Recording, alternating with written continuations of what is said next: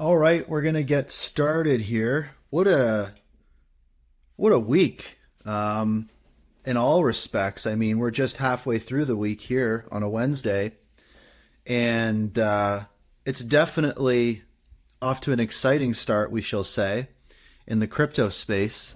On all fronts, like when we look at the charts, when we look at what's happening, when we look at HBAR and Hedera, and then all sorts of other things happening outside of even the Hedera ecosystem.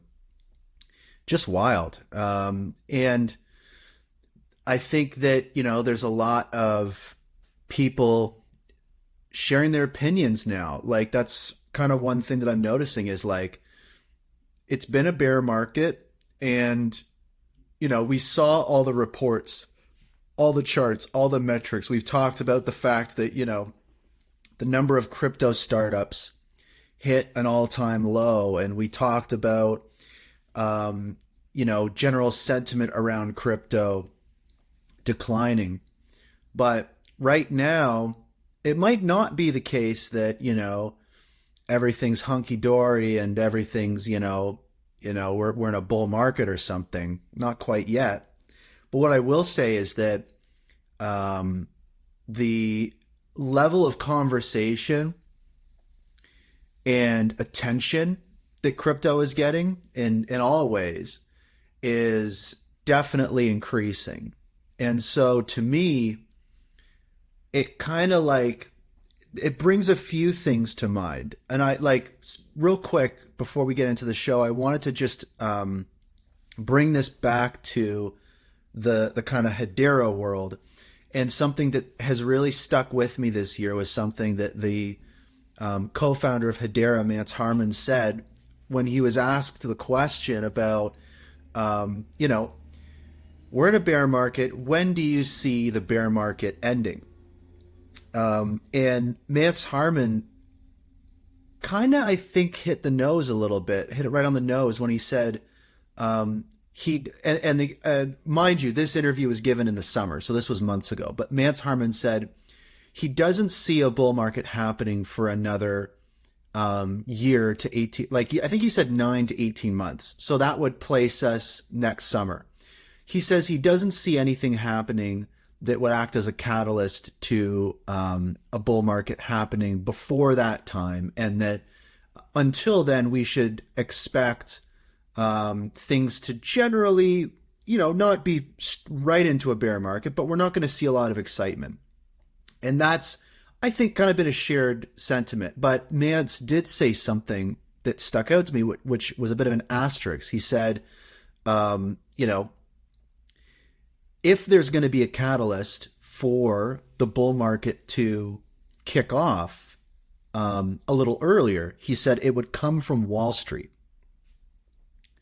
And that was really interesting to me because even, back in the summer, right, co-founder of Hedera really is looking in the same areas that we're looking. And he says specifically, I don't really pay attention to price. I don't pay attention to transactions happening on the network. He said, really what it comes down to right now is the U.S. government and the policies in place, and the fact that the current, administration in the U.S. And the president are going to be in office for a little while longer. And that will, when there is some form of switch up, that ultimately will dictate policy and what Wall Street will do. But as we have been seeing, there's been an increased, ever since I'd say the summer, definitely into this fall, there's been increased activity by Wall Street in the crypto space, in all sorts of different fronts. And that's been very interesting to see. So for me, I kind of look at that and I go, I really think that the ball is starting to roll a little bit. People will bring up a snowball effect. Real quick, I'm just messaging John Wingate on the Twitter DMs, the CEO of BankSocial. I think he'd like to come on the show to talk about what they're working on. Let me see here. I'll bring you up in 20. Smile face. I love using a smile face. And people talk about the snowball effect. So kind of what I'm seeing here is, this little snowball I feel it's kind of been released and nothing really crazy is happening. I mean, of course, there was the events from yesterday that we'll talk about, but, um, you know, I think that the ball's rolling now. And I think it, of course, will take time for that snowball to grow, hoping that it doesn't hit any trees on the way down the hill. But, I think that something's been set in motion. A lot of people think we're going to go lower. A lot of people think that the bear market is far from over. And there can be an argument made for both sides. And I just feel that the argument for, in general, for a bullish outlook, that argument is growing stronger, in my opinion, especially sitting in the Hedera ecosystem. And yeah, we got some cool stuff going on. Real quick off the top. Last week we had episode 100 of the show, which was incredible. It was a 3.5-hour show. 14 guests, including, let me see here. I'm going to go to itsbrandond.com/HBAR. That's where you go if you need information about the show, which I do right now. We had, guests like Rob Allen, Patches, King Solomon, Coinman, the social media manager for Hedera. We did a giveaway. And we recapped the last 50 episodes. So basically like the whole last year in Hedera. And I keep detailed notes on every episode. So there's a lot to go into. So if you didn't get a chance to listen to episode 100, it's 3.5 hours. So it's almost like 2 episodes in one. And it's pretty timeless. It's just, if you want a good idea of what happened in the last year in Hedera, listen to that episode. I think it's probably the best way to kind of get the download, especially if you're new to the ecosystem. It might actually be a cool way to catch up on what's going on. So just wanted to say a huge thank you to all the listeners, all the supporters of the show. I think we got like 4,500 HBAR worth of contributions just that day alone for the show, which is incredible. And I'm excited to be making some upgrades to the show very soon, which is incredible. So anyways, huge shout out to everyone who tuned in for that marathon.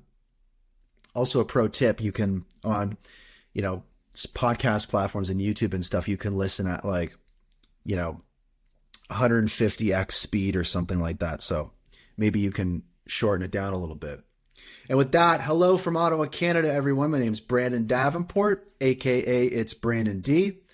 It is Wednesday, November 22nd, and you're listening to episode 101 of the Hashgraph Enthusiasts Show. Resistance is futile. This is a weekly news show where we cover the top 10 stories related to Hedera, HBAR, and everything in between.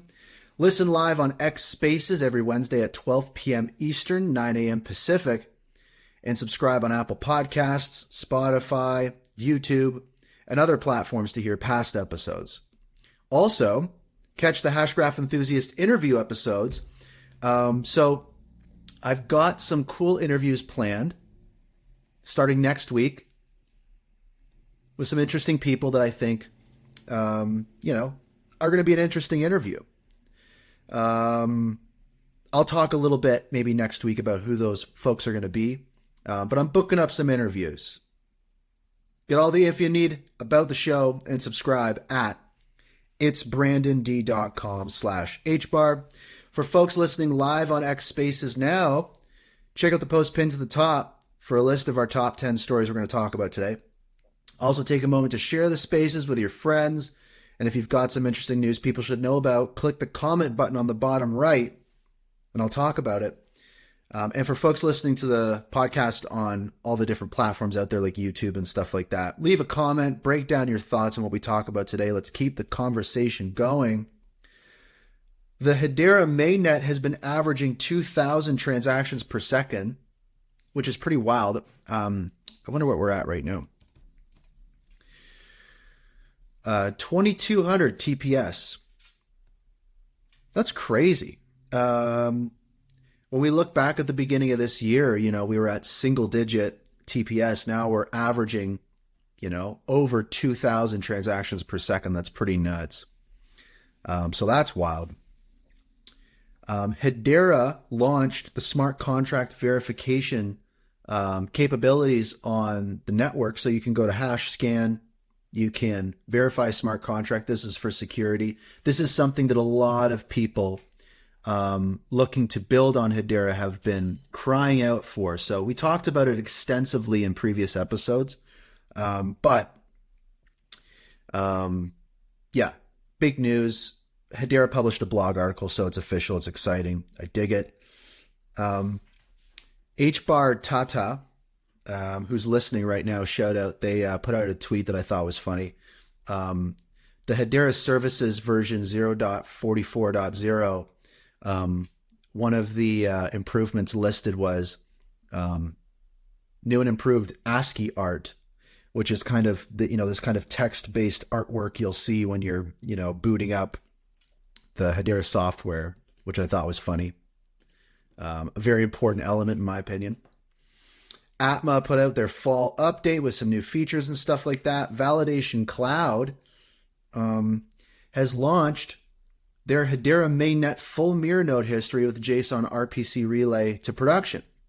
So you can now seamlessly consume and interact with this data through your endpoints. So basically, the whole network has become more accessible, and the full mirror node history has become accessible. So this really accelerates the types of things that you can do on the network for developers. Hgraph put out a Wallet Connect demo for testnet, so that's coming along. As folks know, I'm doing project management for the community portion of that initiative, so just wanted to give a quick update. Very, very cool. Lots of progress being made there. Sphero World is doing their NFT INO, partnering with, I believe, Headstarter and Cora. So basically, this is a sports use case. We're talking about potentially millions of users interacting with the network for sports. I dig it. I like it.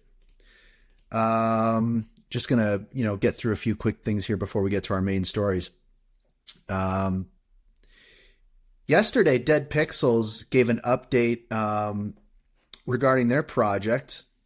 Essentially, ghost holders are going to receive one new Dead Pixels ghost for each ghost they hold, and then the passes, you'll get 2. So they're basically kind of expediting the roadmap of their project. So shout out to those guys. They did a long spaces yesterday. If you're curious, go listen to it. They put out an announcement. It feels like the Hedera NFT ecosystem is waking up.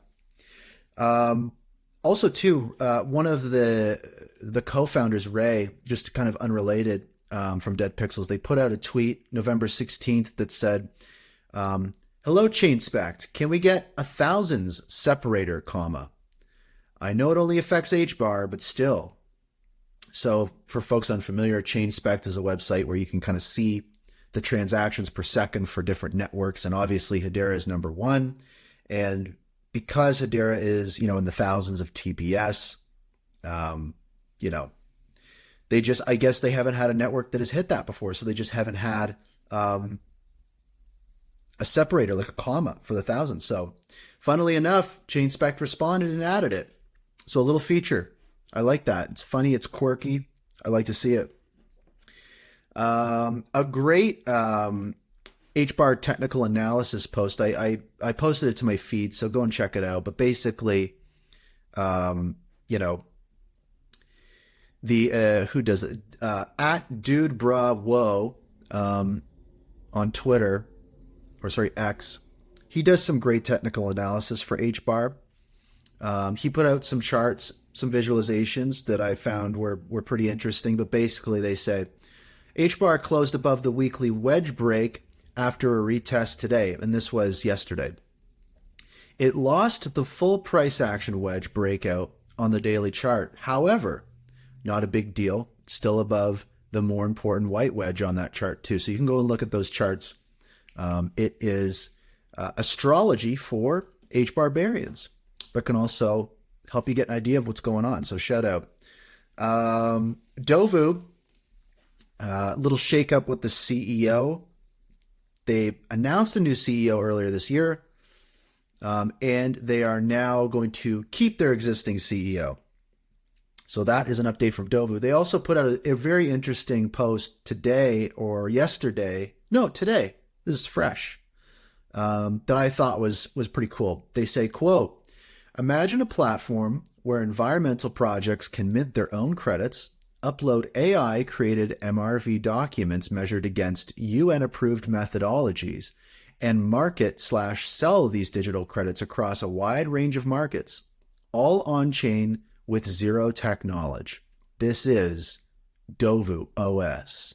I interviewed the CTO of Dovu, Matt Smithies, on episode 90. Go listen to that. We take a deep dive into their roadmap, but Dovu doing some cool stuff. I thought that was awesome. Good to see. XP Network did a little partnership thing in Spaces with Hedera, where basically, I believe yesterday, Patches from Swirlds Labs was able to port his Dead Pixels NFT to Ethereum. So basically, this XP Network platform is a new system where, Hederians, HBARbarians who hold NFTs are going to be able to move those NFTs around to different networks, which is very cool. I think that last year, Hashport added the ability as well for people to do that. But this is kind of a new level of it. I think there's like 20 networks they support. But anyways, very cool. Again, we're starting to see the NFT space wake up a little bit. What else we got going on here? Yeah. So we're going to dive into our main stories today.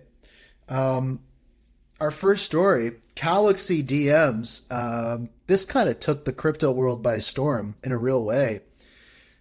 So I actually had a great time hanging with Solo, the CEO of Calaxy in LA. We were talking about some cool stuff, and they've got a very interesting roadmap. They're working on some really big stuff. And one of those things is the ability to send crypto to people through direct messages, right? DMs. And essentially, this turns Calaxy into the type of wallet that, over the holidays, you'd be able to show your family. They could set up an account. They'd be able to hold some crypto and send crypto back and forth, using DMs. It's a very intuitive thing to do. And as we know on Hedera, sometimes it's tough with, token association.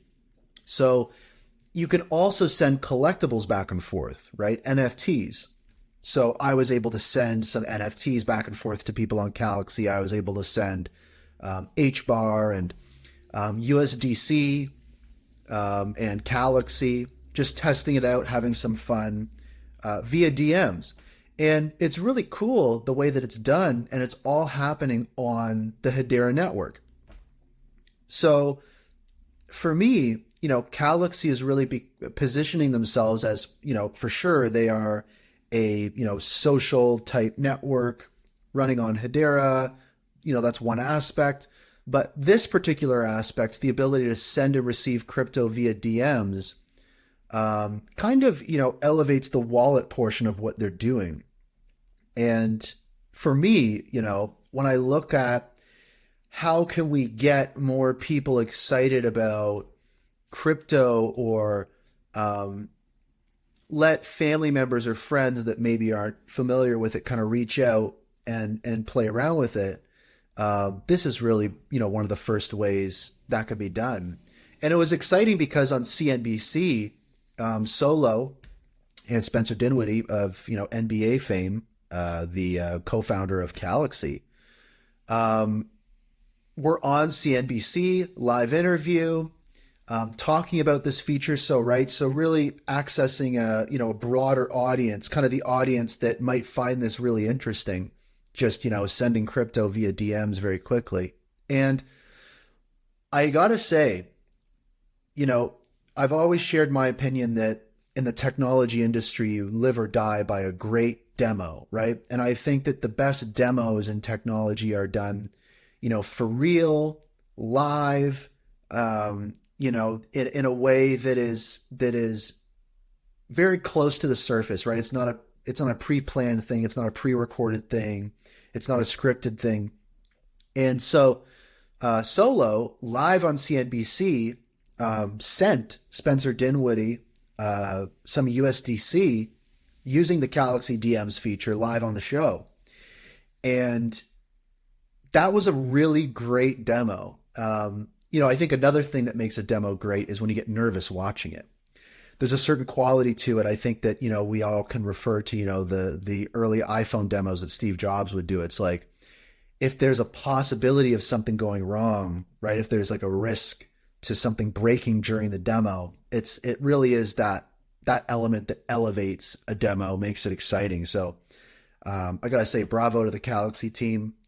That was a great demo. It was shared by so many different people, and they're clearly working on some big stuff. And I don't know what more needs to be said. I mean, one of the best things about this is there really isn't a ton of like explanation or stuff to dive into. It is really that simple. It's just, you make a Calaxy account using your, phone number or whatever.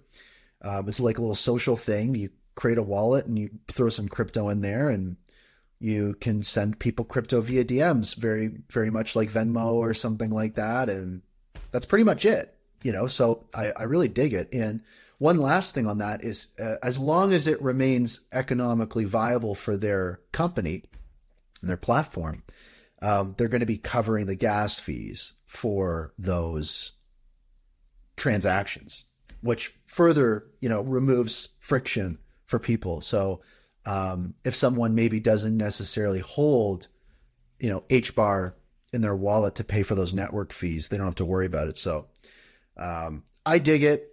I think it's great. I love it. Our second story of the day is just about, my feed is full of HBAR charts, and not in the way that I'm used to seeing. I'm very used to seeing, I look at the people listening right now, and, I a lot of you guys, will be sharing, hey, here's what HBAR is doing. This is exciting. And that's great. We'll see sometimes too, HBAR trending on X, and, I think that's fun. But recently I've been seeing a lot of folks that I don't recognize. A lot of folks that have more than, 10, 50, 100,000 followers, that regularly do technical analysis for all sorts of different assets, right? Like Solana or XRP or Bitcoin or Cardano or whatever the, the top 10, cryptos would be. That's kind of what they do. And recently, I think because of the momentum that Hedera has started to kind of build up a little bit, I'm starting to see those folks sharing some technical analysis, specifically for Hedera and HBAR. And I find that really interesting. And it's, I don't quite know what it's about, but it's very clear that there's been a shift. And I don't know what specifically has grabbed their attention. I mean, we've had a lot of exciting things this year so far. Maybe it's just a culmination of all of those things, or maybe it's literally just as simple as, HBAR saw, a 30% rise. Maybe it's also because, folks are starting to, understand more and more the delineation between what a hash graph is and what a blockchain is, or, a first or second, generation DLT is. And it's just really interesting to me. So I'm seeing those charts in my feed, but also starting this year, but I think now kind of ramping up a little bit. We've started to see a lot of, interviews from, bigger names in the ecosystem, interviewing people, inside of Hedera, which has been really interesting. So, that's kind of just a trend that I'm seeing, continue. It's very interesting to me. There's also this kind of conversation around like this big. There's a technical analysis indicator called a MACD, which is basically it's like this moving average combination of two moving averages. But anyways, there's this big kind of moment unfolding from a technical analysis standpoint on HBAR. So there's a lot of conversation around that. There's, conversations, spreading through, websites, like 4chan or Reddit. There's more memes being created. So I'm just noticing a little bit of that retail, I wouldn't say euphoric, but like that kind of retail attention on HBAR in a kind of a bit of a fresh way. And that's just something I've been seeing in my timeline, which is very, very fascinating to me. And maybe I'll talk about it and touch on it a little bit later in the show. But right now, we've got John Wingate up from BankSocial. And the exciting news from BankSocial recently is they've proposed I guess you pronounce it, DeFi Federal Credit Union. And I want to know a little bit more about that. So I know it's kind of this first digital native self-custody credit union that's integrating DLT, specifically Hedera. And you're kind of aiming to serve that global Web3 community with, these new financial services, and, doing that through the BankSocial app. So you're going to have like these, new know your customer tools, that kind of direct key recovery, of real-time payment solutions with, I believe, the Rivia stablecoin.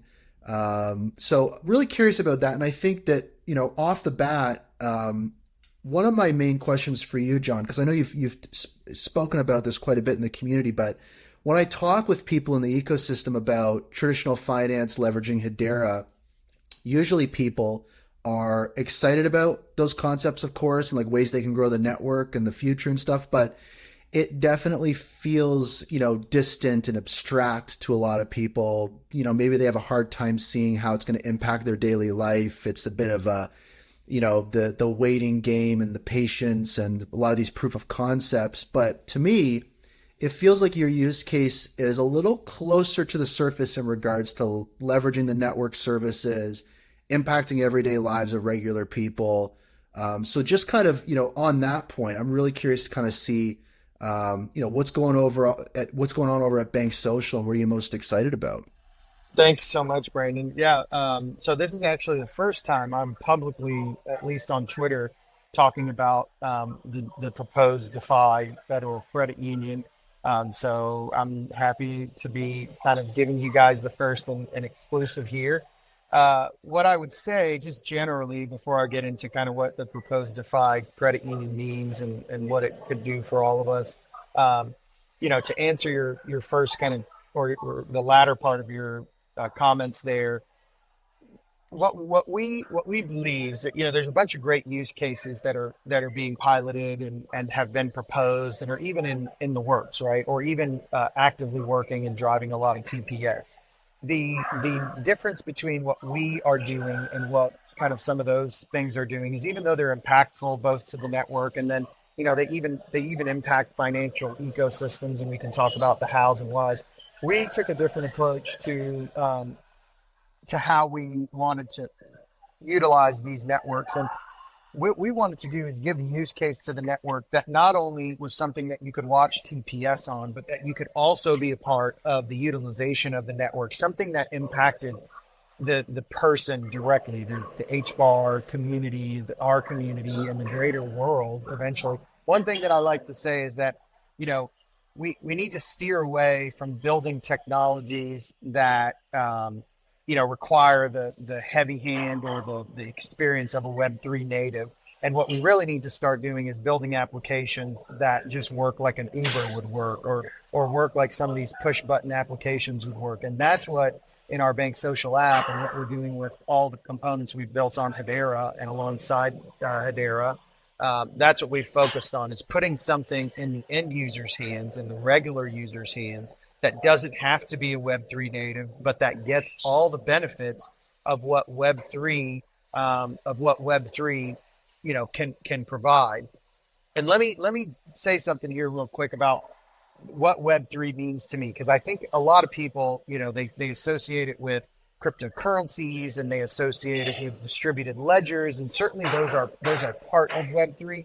But Web3 is something a lot bigger than those concepts. So with Web 1, it's all about security. Everything from Web 1 to Web 3 is all, the difference is the security mechanism of those periods of time. So in Web 1, you had the phone number. The phone number was issued by the local phone company. So the local phone company would vet a business, then they would issue a bank of phone numbers, and then you dialed into them. And that was your secure socket layer, if you will. That was your SSL of the early days. There was no SSL technically, and everything was done through the trusted cert authority of the phone company and the issuance of a phone number.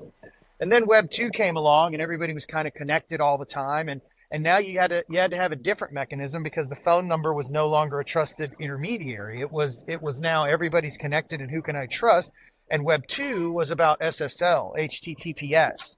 And that was the mechanism for Web 2 to proliferate. So things like the apps we use today, e-commerce, all of those were not possible without, forget the internet and forget all that. They wouldn't be possible without the concept of SSL, HTTPS. And to me, that's Web 2.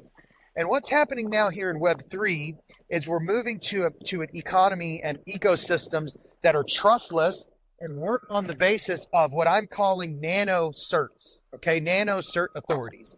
And what that means is that every wallet, every program, every application, every entity can now create its own cert authority. And because of these trustless systems, people with their public and private keys, which is essentially what was happening during Web 2, you get a public and a private key, you sign a transaction, it happens. Those mechanisms are now, we're able to put those into every single transaction that we have. And because a wallet represents a entity or a user or a use case or a program or an instant in time, we can now start to build these trustless economies where, let me give an example of what the difference between a Web 2 version and a Web 3 version would be and why Web 3 is better. You have, in Web 2, you have 5 bank accounts, and your computer gets hacked. And now all of a sudden you're having to call every single one of those institutions to get your account closed, to get your account suspended, to hopefully, because the FDIC can't step in and give you your money back. If somebody hacks your money and takes it out, the bank certainly won't give you your money back. And the burden is now on you to go in there and tell each one of those entities to cancel your account and do whatever needs to be done. With Web 3 and the ability for when you get a Chase account or when you get a credit union account, the ability for those entities to sign your wallet and create a trustless environment where no PII has to be shared, or any PII that has to be shared comes from you. But because of the way cryptography works, a company can sign my payload, a verification company like our company Verified and BankSocial can verify a person, sign the payload, but we're not creating the honeypots of the Web 2 world like the Experian, where they have to give data to everybody. Those ecosystems no longer need to exist. And so what happens in the Web 3 world is that if my wallet gets hacked and I start to notice funky, I can immediately revoke certs. And those certs now that people are using, that a company is using, so a credit union or a bank is using to say, okay, somebody's making an attempt to log in. Let me, in addition to a username and password, let me also authenticate against the certs that everybody signed. Oh, those certs have been revoked. Sorry, no access for you. We can start, and that's a one button push for you and your wallet to revoke those certs. And you've now given no authority to anybody who used those certs anymore to use those certs. These are the types of mechanisms that Web3 provides, and these are the types of mechanisms that we are employing. So while DeFi Federal Credit Union, the proposed credit union, is a great, it's exciting. What's more exciting is this concept of open banking, because everything we do on a daily basis, whether we like it or not, revolves around financial transactions, everything we do. And, right now in Web 2, because of the way this whole centralized cert authority concept has to work, Visa takes $1 billion in fees per day. That's almost $500 billion a year in fees, okay? And so grasp the enormity of the problem here when you take and look at, we like to blame central banks and the Fed and all these people. Certainly, they're not blameless. I don't know that they are the real crux of our problem, because when you have systems that are just for the purpose of saying, oh yeah, I'll let you, it's a right, Brandon. If I want to pay you for something you've done for me, that's our right as natural humans living on Earth. We shouldn't be beholden to these external systems that only exist so that they can scrape the maximum to, can we get 2.3 or 2.7? Well, they give us they gave us 2.7% of their money this time.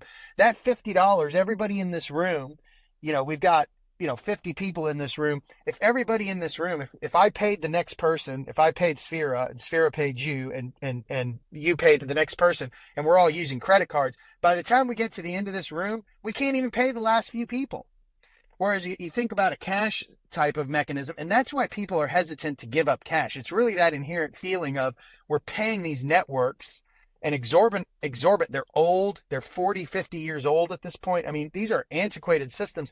And because of Web3, we can remove these intermediaries that we've had to rely on because of this centralized cert authority concept of Web 2.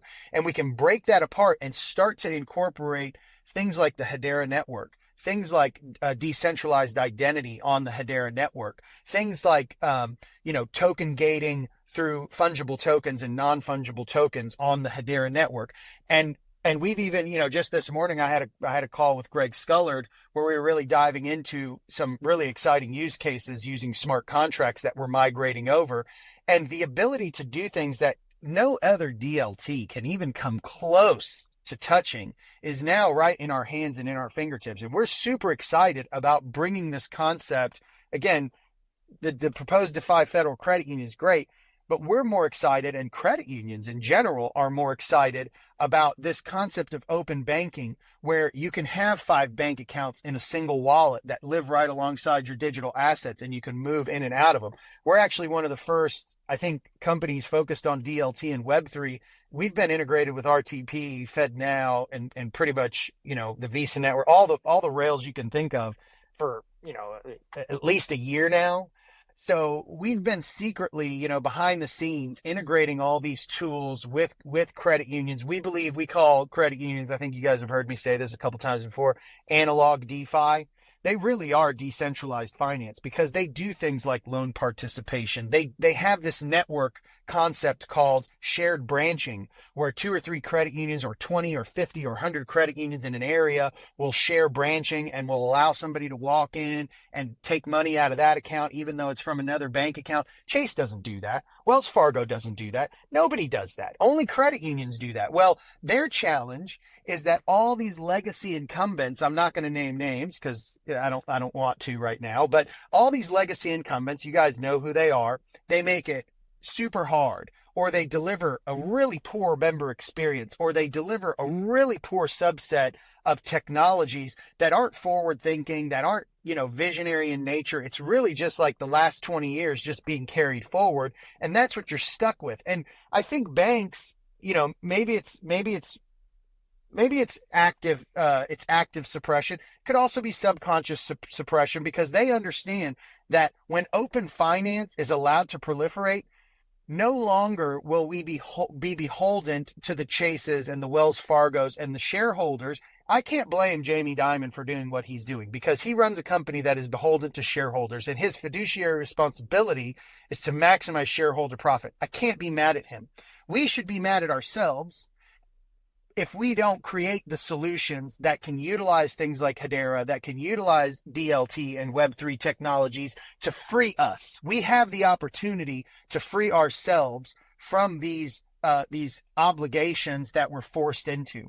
And that's really, at the end of the day, when we look at what our main core focus is, it's impacting and empowering people to self-custody, to self-direct, to do all these things that we know Web3 can do, to provide financial freedom, to lower costs, to lower risk. I was talking with the NCUA, which is basically the FDIC. Becky and I were talking with the NCUA just 2 days ago.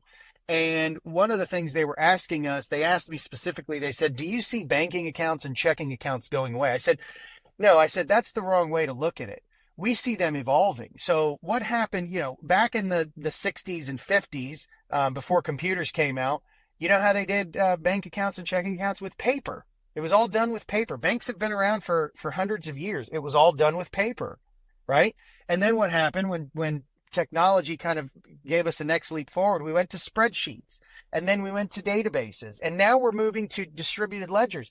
This is not a new concept. It's a new implementation, right? And each version, each iteration made the cost of and the support of and the risk and the fraud and all that, each iteration, those fees and those costs and those risks, they went down, right? When you moved from paper to spreadsheets, the risk and the cost went down. The OPEX went down. When you moved from spreadsheets to databases, the cost went down. And now we're seeing this evolution, an order of magnitude, or maybe, 2 or 3 orders of magnitude, transition into DLT and Web3 that are going to do things like 25% of the OPEX of a financial institution is earmarked for fraud and cost of payments. Okay. And because these systems are so batch and they're not transactional, they're all batch. All these cores and all these systems operate purely in batch, literally at night. They pull in all the files from the Fed. They send out all the files to the Fed, and they close down for an hour while they process everything. And because of the nature of those systems, there are rules, and the bank will have to create a rule that says, okay, either you do 20 transactions a month, right? And I get the fees from that, and I can now cover the cost of your account, or you have to maintain a $5,000 minimum balance. And the only reason why those types of mechanisms exist is because everything is batch. And it's very hard to say, oh, okay, well, Brandon only did 5 transactions this month, I should only charge him this much, because that's not how these systems work. They're not efficient enough. These existing systems are not efficient enough to take those types of considerations into an economic policy and economic framework and deliver an experience that's tailored to you. With Web3 and with distributed technology, and specifically with Hedera, Hashgraph, we can, and we are. It's not that we can and we have this thought and this idea in the future to do these things. This is what we are doing. We already have, I think at this point we have 50 credit unions that are signed up for our open banking platform in different formats. Some of them are using our crypto exchange. Some of them are using our digital asset exchange. Some of them are using our decentralized identity solution, portable, decentralized identity. We reduce fraud. We reduce PII. We reduce risk. Some of them are using our Rivia network for payments through FedNow, our stablecoin. And all of this is happening on top of and in coordination with Hedera transactions that not just systems are able to use, but people are able to use. Because at the end of the day, if we don't put it in the hands of the people, we can't abstract away the centralized custodians of the Web 2 world. That's really fascinating. And it's funny because I had a bunch of notes on this, and as you were talking, I was just checking off all the different points that I kind of wanted to bring up. That was like a really great overview of this, and a really tangible overview. I find that, again, with the question I asked, a lot of this stuff, the promise of it, the value proposition is exciting and the future seems bright, but it's so abstract and so distant. So this definitely, as you've described, it's not just a little closer to the surface. It's already, it's about components that are already in action. And you hit on 2 things that I think are really important that I talk about on the show a lot, which is inefficiencies and disruption, and kind of the interplay between those 2 things. And I think that this use case in particular highlights that really well, because in the context of Hedera, I talk about it on the show, kind of saying, well, if you have an industry, right, the crypto industry, that really depends on, fees, right? Hidden in, the gas for transactions. And you have a technology like Hedera that really disrupts that. You really talk about just this, wider inherent trend in any industry, which is there's a lot of revenue and opportunity to be captured when it comes to inefficiencies and keeping certain inefficiencies in place.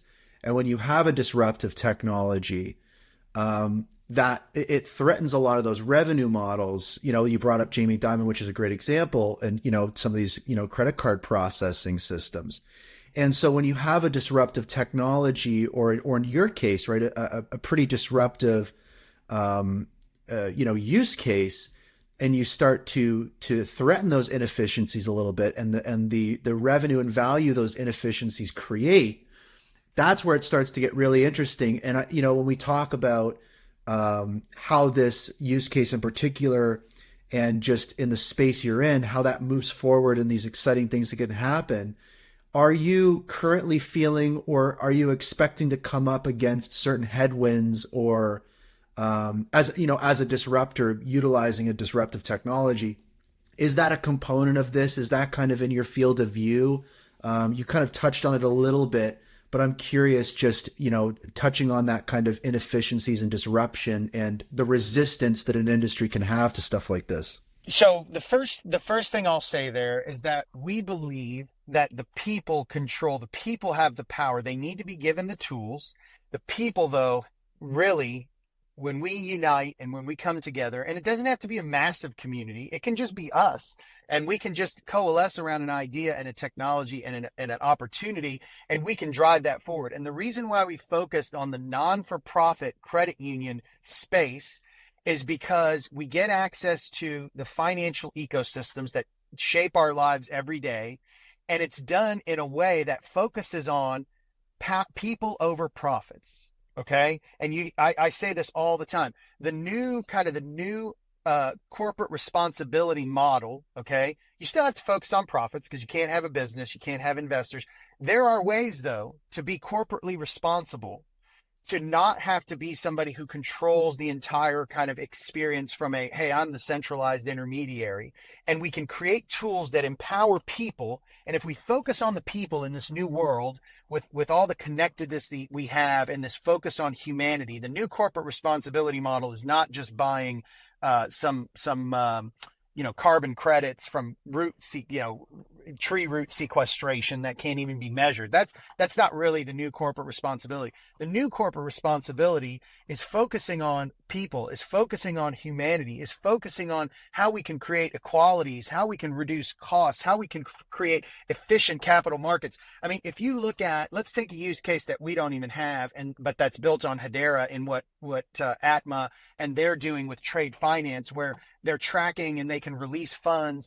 Think about what that does to the cost of capital. So a manufacturer now who has some trade finance line or some factoring line is paying some ungodly amount of money. And the only reason that's happening is because when a company, let's call it Bed Bath & Beyond, that's not the Atma use case, but this is one that I'm very familiar with because this is what I've built before. When Bed Bath & Beyond receives goods into a warehouse, they cut that check pretty much immediately. It's the intermediaries that release those funds that want to hold it till the last possible second to get as much of the interest out of that, because that's their only way to make money, before releasing it, right? And the cost of that holding back is what we can wipe away. And that's what the use case on Hedera, I think, is a tremendous kind of step in that direction. And so what we need to focus on, we call it kind of marketing 5.0, a key component of corporate responsibility in this future state in the next 5 to 10 years is going to be focusing on humanity and impacting the lives of people and bringing equality to situations, reducing costs, reducing fraud. I'm sick and tired of hearing about every 2 weeks how my information has been gotten from Experian again. It's like, how many more times can they take the same information, my information, out of Experian? I'm just sick and tired of that. And we don't have to live with these systems anymore. The technology is advanced such. We've got the genius of Dr. Baird and Mr. Harmon was creating a decentralized yet regulatory compliant framework that we can all utilize and get the benefits of, because the way the council was formulated, we can trust that these public companies, it's hard to trust a single public company who can still do things behind closed doors. And I've said this a lot. It is orders of magnitude less difficult to trust 39, or right now 29, 30 companies, to trust 30 companies to not collude in a way that is, by the way, it's immutable. So even if they collude, do you know why Sam Bankman-Fried was brought to justice with fraud with fraud indictments and then convictions faster than anybody else in history? It's because they had an immutable record of his fraud and his lying. He said one thing on the other side. They asked him to show the wallets. He couldn't show the wallets. Fraud, which is the highest burden of proof to prove in any legal situation, they pierced that with a single arrow in 2 months. It's unprecedented. The speed at which we can now, and the ability to hold people accountable, is unprecedented in these new economies. And the council understands that, and they know that this is the new corporate governance, the new corporate responsibility model. And that's the real genius. Love the Hashgraph, love the way the technology is just able to scale. It really becomes hard to do that without the council. So that's the mechanism that we have been, gifted with from the mind of Manson Lehman here. Oh, I think John might be getting a phone call. Okay. Hold on. But this happens on Twitter. Yeah, you're back now. Perfect. Am I back? All right. So yeah, you're good. Not only do we have the ability to utilize this technology, but we can control, because of the way Web3 and distributed ledger technologies work.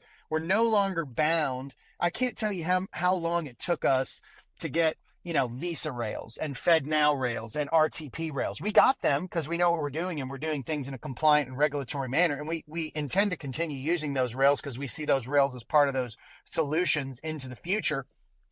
We do have to make those rails live alongside and work interoperably and seamlessly on DLT.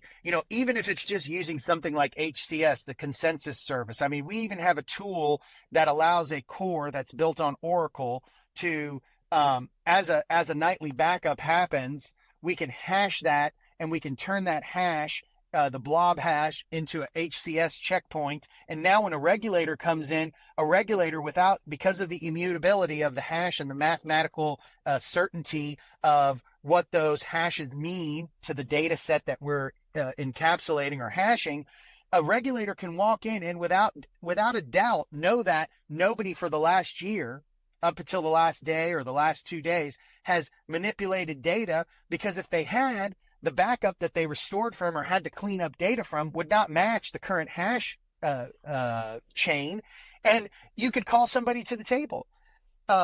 These kinds of systems didn't exist 5-6 years ago. They do now, and they're sophisticated enough. When we go talk to credit unions and we talk to investors, I have a specific page. It's one page, and it shows Bitcoin, then it shows Ethereum, then it shows Hedera, and then it shows BankSocial. And Bitcoin came along and showed us that we don't need intermediaries, right? We can utilize code, and we can utilize complexity and cryptography to eliminate the need for a single intermediary. We can decentralize that intermediary relationship. Phase 2 was Ethereum. And Ethereum came, but phase 1, the problem with Bitcoin is, lack of scaling, cost. It doesn't really do anything other than just transact money, at least at that time, or just transact value. Then Ethereum came along, and it introduced the idea of programmable value, right? The ability in a decentralized way to program value. The problem there still, though, was the governance model, the regulatory compliance, and then all the other things that you have that are problems, like the cost, the being able to estimate a accurate cost so you can do business. You can't do business when Ethereum and Bitcoin are fluctuating and the gas fee is blowing up all over the place, depending on if you're doing it at 2 a.m. or Kitty Buttholes is dropping an NFT on Ethereum. You can't do business alongside those types of mechanisms. And then what Hedera solved was it focused on humanity, right? It told these council members, hey, look, what we have to really do here is we've got to come together to create a new corporate strategy, a new corporate governance model that we believe can work with the addition of these technologies. It's the marrying of those two things. And we can create a new ecosystem that directly impacts humanity in unfathomable. We can't even think of all the ways that these technologies will impact us over the next 3 to 5 years. And Hedera solved the governance, the regulatory, the speed to finality, the cost of transactions. To me, it solved the trilemma of the blockchain trilemma problem. It solved it. And And when you have the council and you have this trust mechanism built in, where if 2 or 3 council members decide to collude immutably on chain, hey, that's a shot through the heart. That's easier to probably get than Sam Bankman-Fried, because those are companies. They can't escape. They can't, fold up shop tomorrow. Sam Bankman-Fried could have jumped on his airplane and went wherever he wants. Good luck there. So these are the types of mechanisms and ecosystems. And to answer the last part of your question, Brandon, when we walk into credit unions specifically, not the same with banks, not the same with, a lot of these intermediaries that stand to lose some market share or stand to lose. When we go into credit unions who are built for people, who are people helping people, and they do that in a non-for-profit way, and their only goal is the shareholder is actually you. It's the member. It's the person at the credit union who's keeping the money in the account. When you look at that and you marry it with these concepts that we're bringing, there's a perfect marriage. And I think you've seen that a company that we're very closely working with called CU Ledger, John Ainsworth. He's been on a few spaces with us.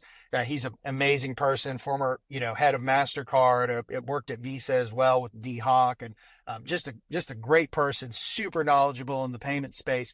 He also 3 or 4 years ago, and I think he was one of the first use cases that Hedera identified, and he identified kind of mutually as something that a place where Hashgraph and Hedera and the council and everything we're talking about could not only have an opportunity, it could thrive. It could completely change the foundational effect of how our day-to-day lives work by integrating this into the credit union space. At that time, it was a little early.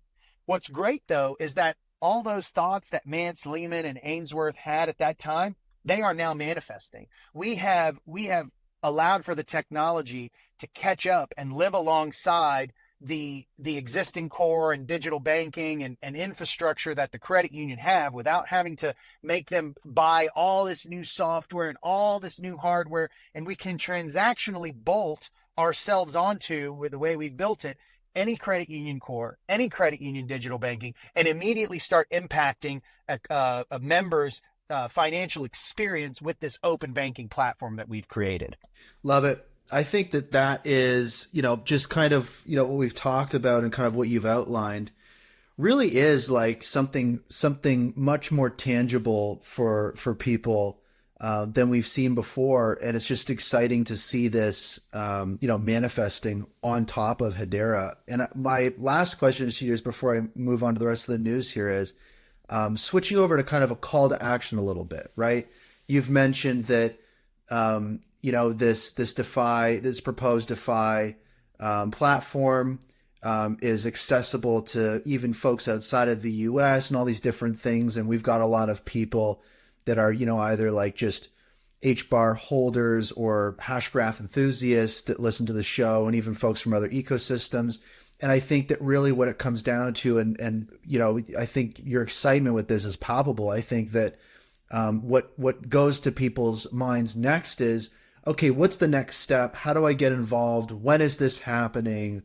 Can you give us kind of a call to action, or what next steps look like, or how people can get involved, or kind of what timelines look like for this? Because it's exciting. Yeah, absolutely. So our open banking application, the BankSocial application, which includes our Secura decentralized recovery mechanism, it's the first of its kind in the world. It's super exciting because it works with our credit union partners, and you don't even have to be a member of the credit union.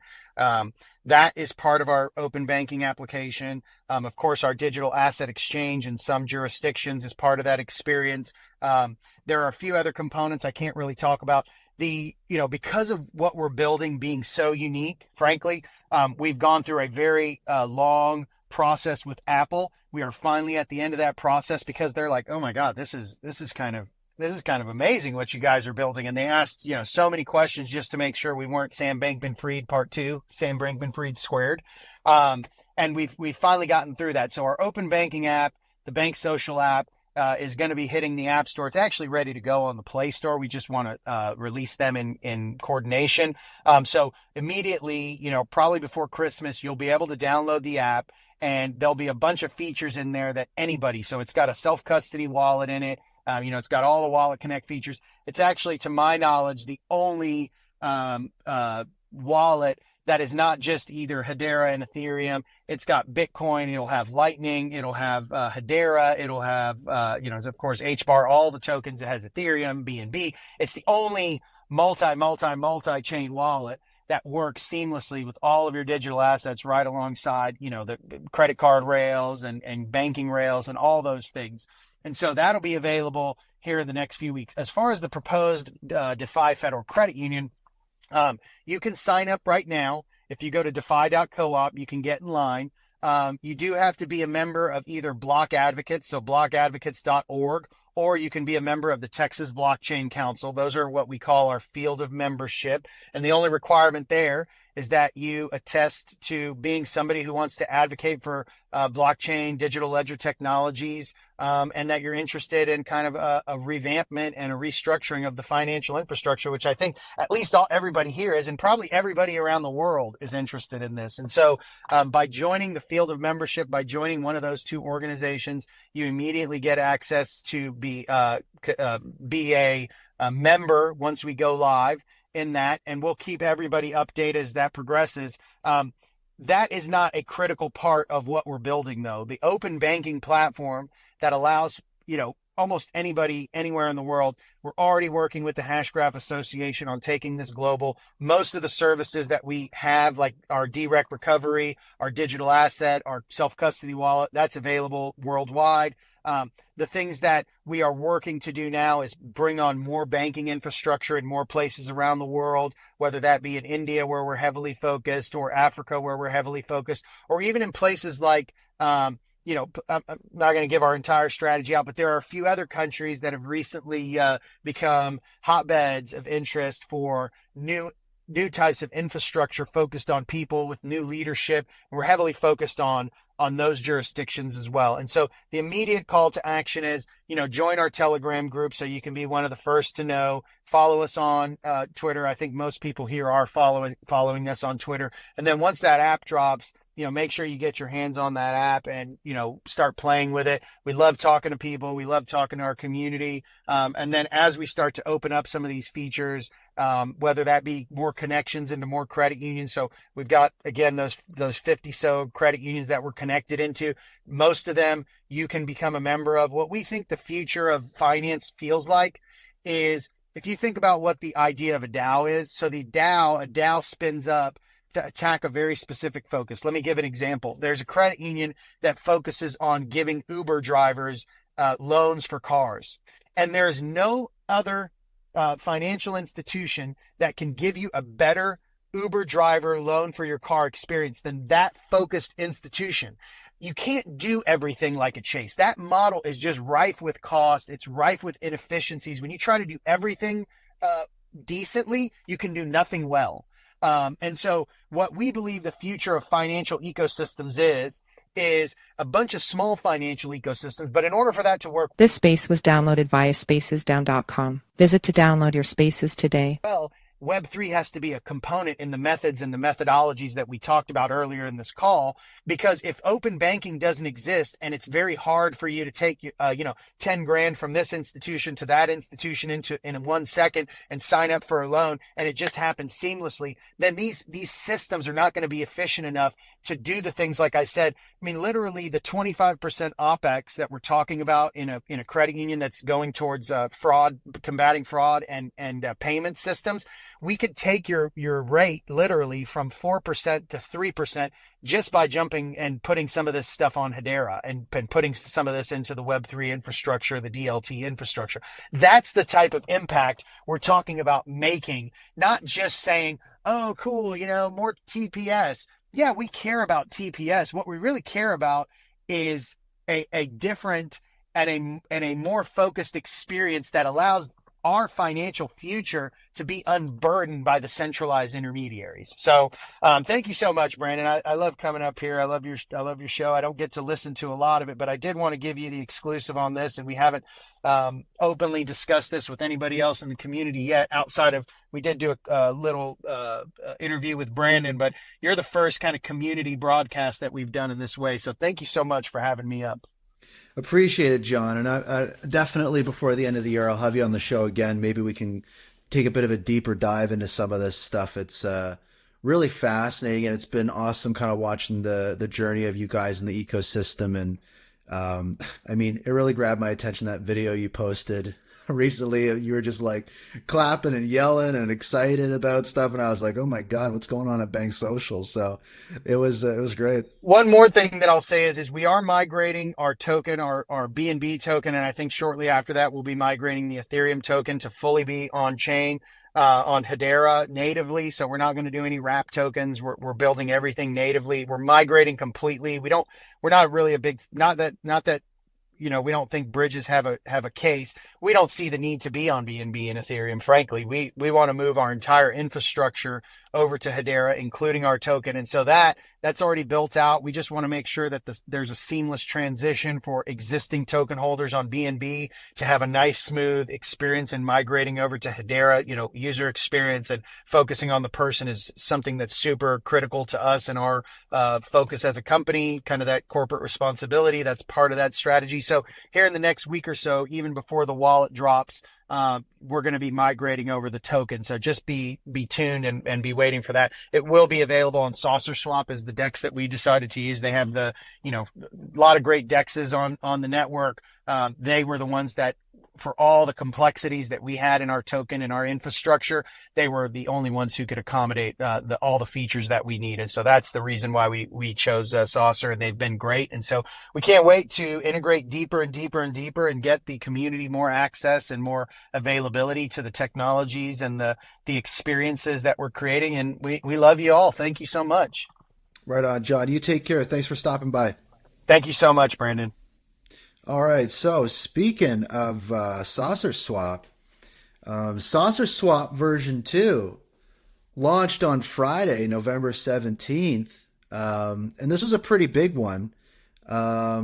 This was like their version 2 protocol, and what this really was about was going back a little bit earlier in this year. There was we've talked about this quite a bit on the show.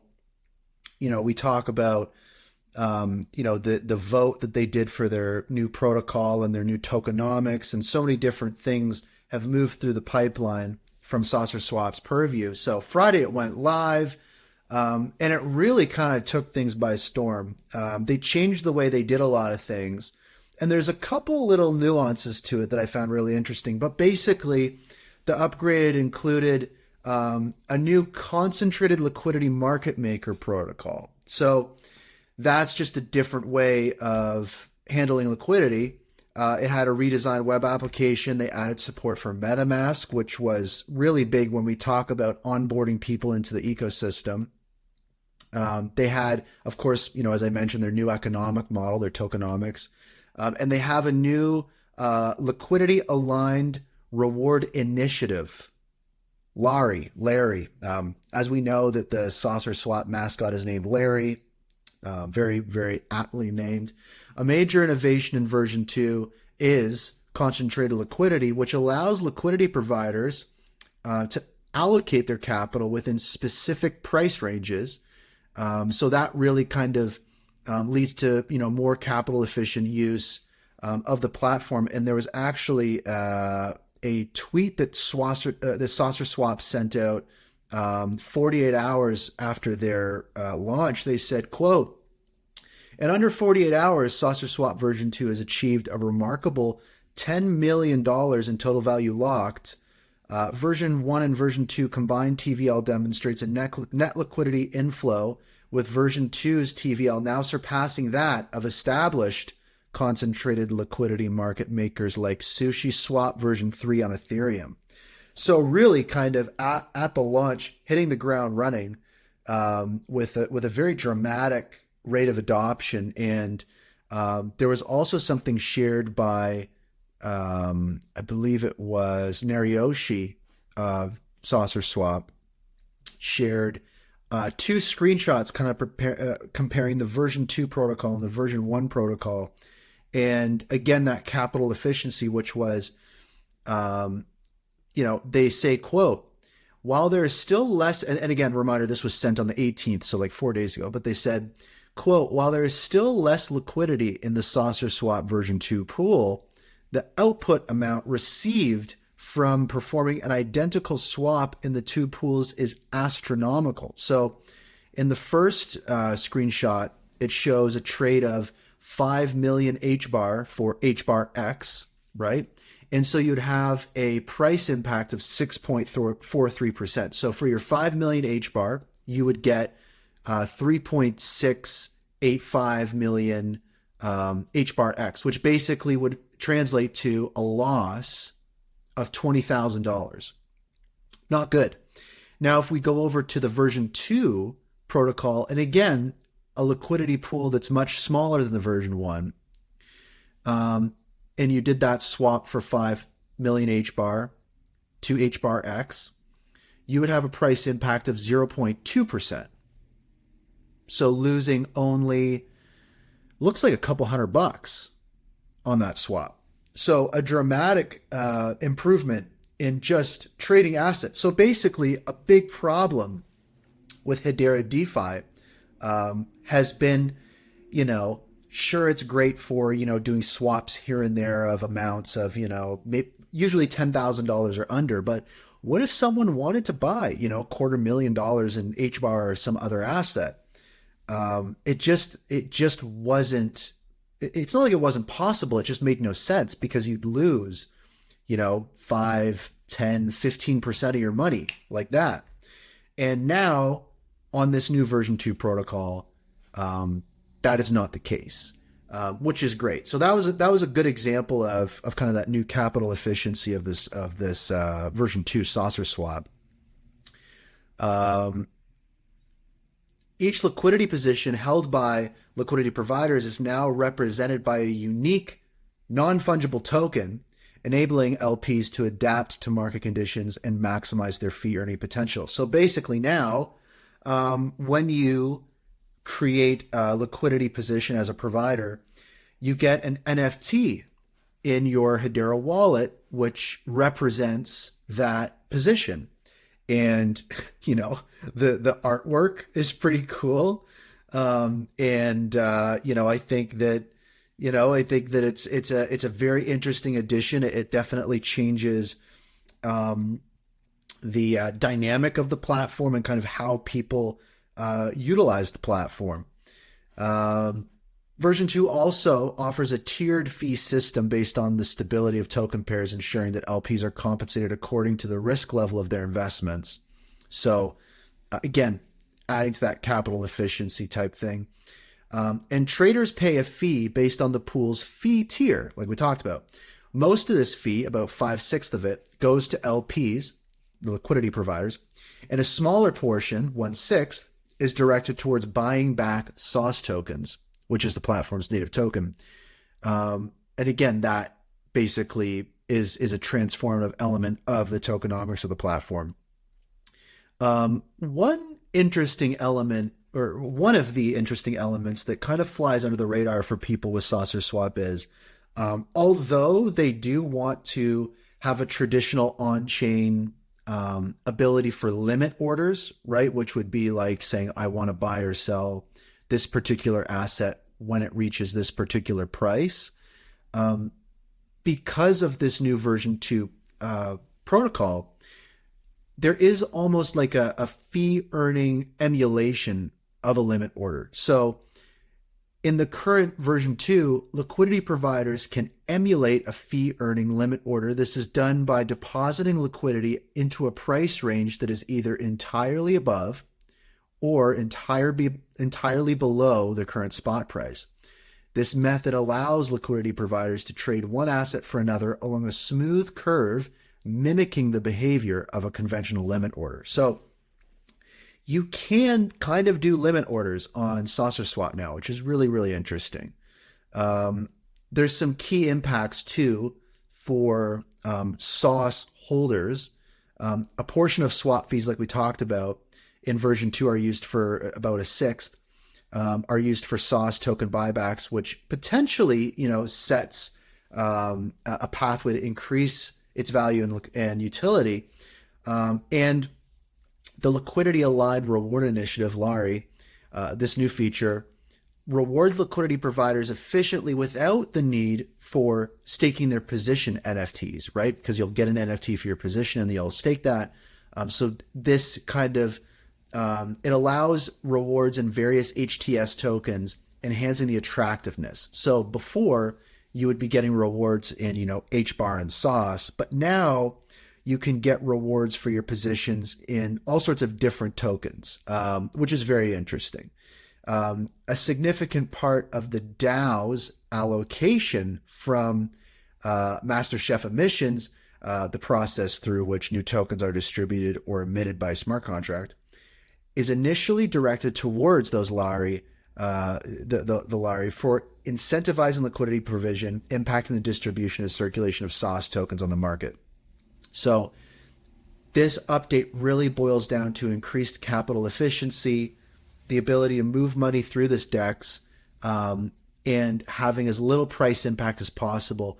And this really comes at the perfect time for, as we were talking about at the top of the show, a potentially impending bull market.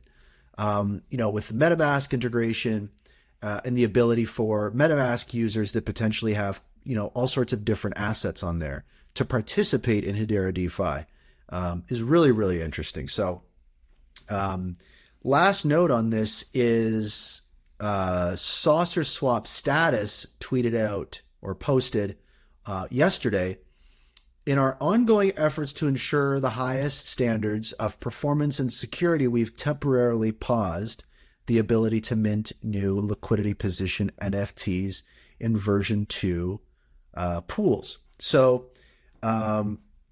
obviously doing some kind of due diligence, some checks, making sure there are no issues.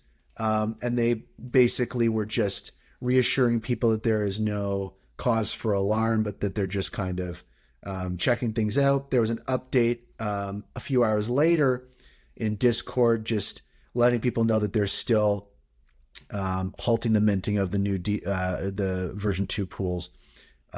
So basically, that's kind of where we're at for now. Just a heads up for everybody. Keep an eye out on at Saucer Status on X or their Discord for updates on that. Hedera, right? Actually, before we go into that, real quick, I just want to say thank you again to everybody who is supporting and contributing to the show, especially the outpouring of support and contributions during the episode 100 last week. The Hashgraph Enthusiasts Show averages about 500 listeners every week on X Spaces and hundreds more on podcast platforms. Over the years, I've covered every major Hedera news event, unpacked almost every juicy rumor, and hosted countless in-depth discussions with important figures in the Hedera ecosystem. And I've been able to broadcast all of it live with you guys, which is awesome. I love doing this stuff live. If you'd like to support the show, consider making an HBAR contribution.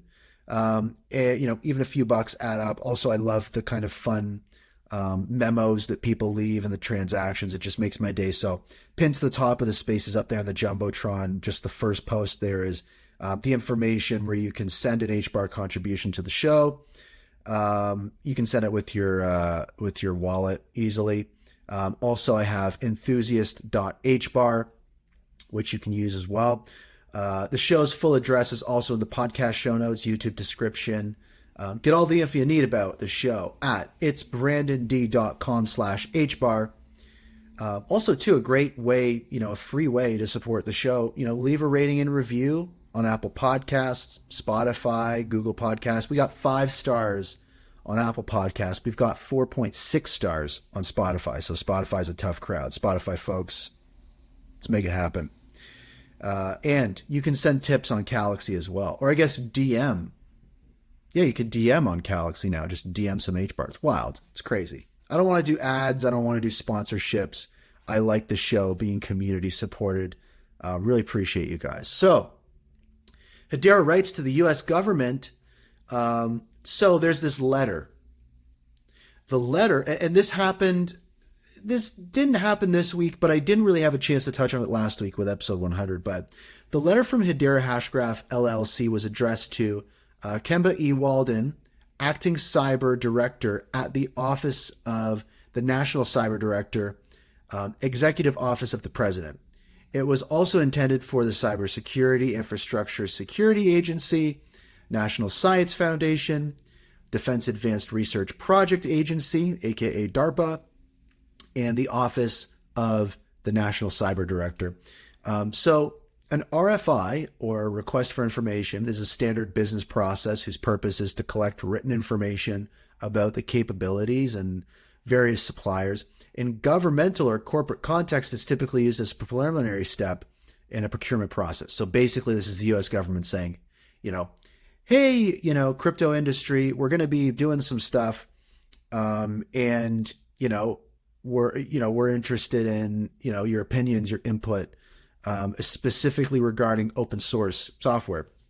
So in the response, Hedera said this response on an open source security. So the request for information on an open source software security distinguishes it in the crypto industry by demonstrating a willingness to engage with government entities. So really, it's like this level of engagement and focus on these aspects isn't always common with other layer one networks. I mean, there are, the Cardano Foundation, and a few others, they've participated in these types of things, but it's good to see Hedera doing this, especially with the new chief open source officer at Hedera, who I believe the HBAR Foundry is going to be interviewing later this week or next week. I can't remember, but very interesting stuff. Anyways, so they submitted the response to the U.S. government. The document emphasizes the importance of open source software as not just a set of licenses, but also a cultural meritocracy, collaboration, and transparency. And basically just saying these elements are crucial for building a trusted software ecosystem. So they provided some suggestions for the U.S. government, Hedera did, and they suggest creating an open source program office. They're calling it OSPO. To coordinate federal activities in open source software cybersecurity. They're also recommending to engage in open source projects, understand and analyze cyber risks, and identify barriers to participation in open source communities for government employees and contractors, aka just kind of, government should get a little more immersed in the open source software scene. Also recommending the U.S. increases government participation in industry consortia to analyze and impact future technologies through open source processes, and also to conduct research on vulnerable open source processes, enhance legacy systems, develop funding initiatives for open source optimization, and engage in communication channels to inform the community of U.S. agency priorities. So long short, Hedera recommending that the government, specifically these agencies, within the scope of open source software, become a little more transparent, become a little more inclusive, participate a little more in different ways. So very interesting stuff. Hedera highlights specifically the importance of using memory-safe programming languages to reduce vulnerabilities, and suggests offering grants, code audits, curriculum development, and developer training programs to promote their use. So they also are recommending the development of standards for software attestations, including security attestations and software composition, SBOM. And they're suggesting activities like standardizing requirements, adopting privacy frameworks, releasing reference code for security attestations, regular audits, education, feedback loops. So that's basically, in a nutshell, Hedera writing to the U.S. government regarding the security and transparency and direction from a government standpoint of open source software, and especially with what's happening right now in the crypto ecosystem and kind of how the government comes into it. We're consistently seeing Hedera participating in these different ways, which is great to see. The other side to this too is Hedera also that same week wrote to the IRS, which is fascinating for a specific reason, which I'll touch on. But off the top, Hedera is basically emphasizing the need for clearer regulations that explicitly exclude Layer 1 blockchain infrastructure providers like Hedera from being classified as brokers, aka middlemen in financial transactions.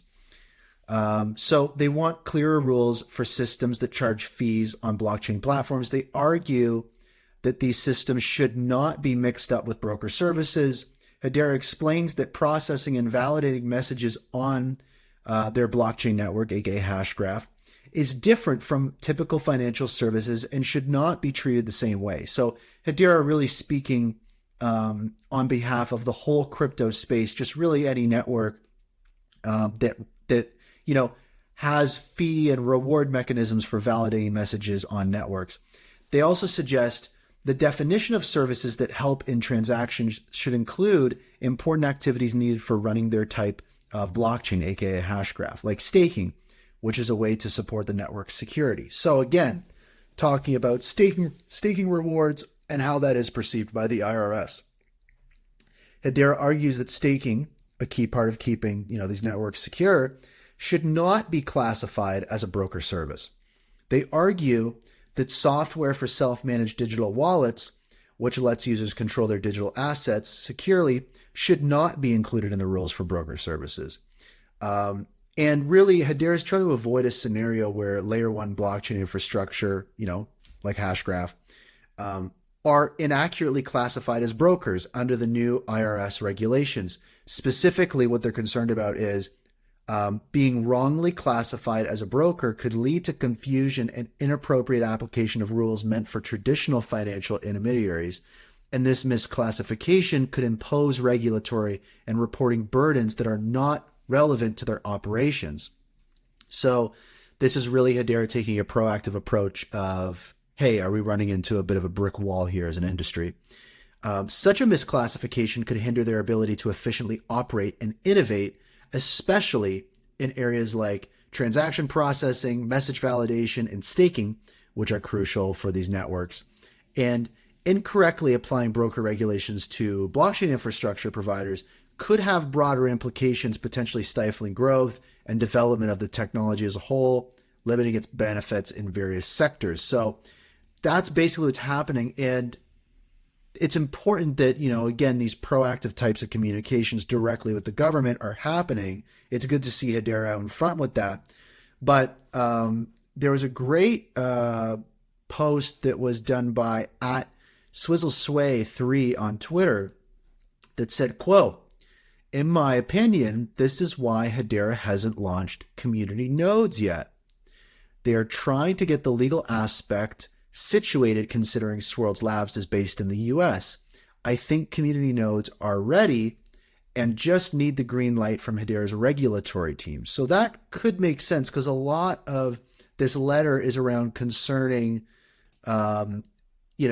not having these network functions and rewards and staking in these different types of mechanisms classified as Hedera being a broker.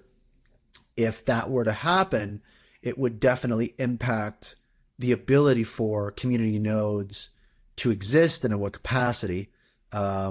So I've heard it argued both ways that this really doesn't have anything to do with community nodes, but I just wanted to bring that up because it is interesting. I do think that when we talk about community nodes and even permissioned nodes and the potential threat of the IRS classifying Hedera as a broker, that could definitely have a negative impact on that. So is this kind of what's happening?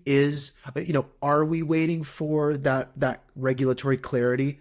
For example, if the IRS were to respond to Hedera or provide some communication in that regard or clarification, would it be, a green light? And would we shortly then see, expanded decentralization on Hedera take place? Who knows? We'll find out. Something else interesting. I saw Solo Cisse listening in earlier, longtime listener of the show, CEO of Calaxy. If he's around or if any, Solo, hop back in. I'm curious about your opinion of this. But basically, we've seen some big exchange shakeups recently in the crypto space. The first one that happened that I'll just touch on is regarding Bittrex. So Bittrex Global, obviously a very large exchange, I believe a pretty loved exchange. There hasn't been like a ton of controversy, tons of controversy around Bittrex, but they are closing their doors December 4th, which kind of came as a shock. And, the impacts here are kind of twofold. One, just me personally, as folks know, I'm in Canada.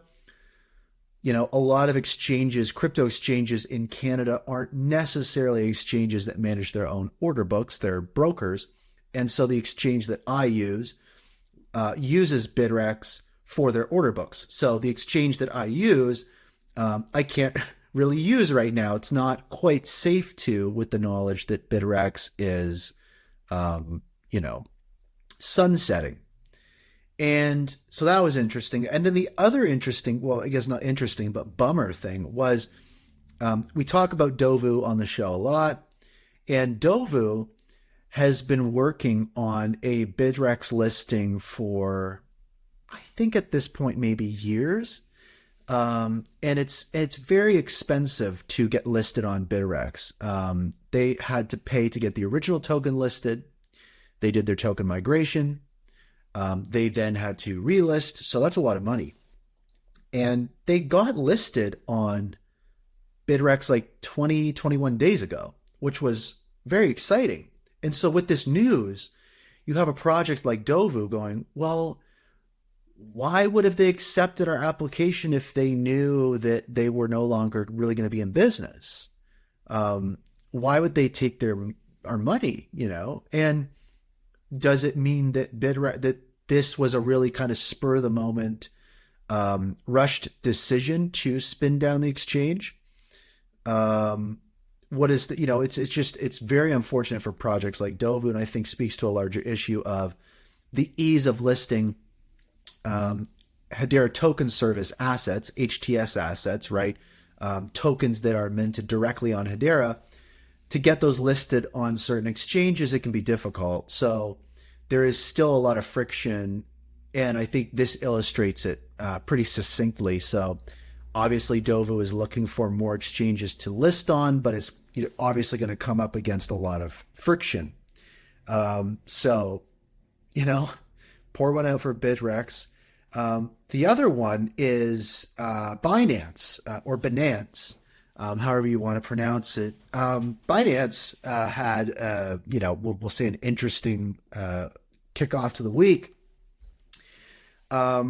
So basically, the Cole's notes here is Binance is going to be exiting the U.S. by 2028.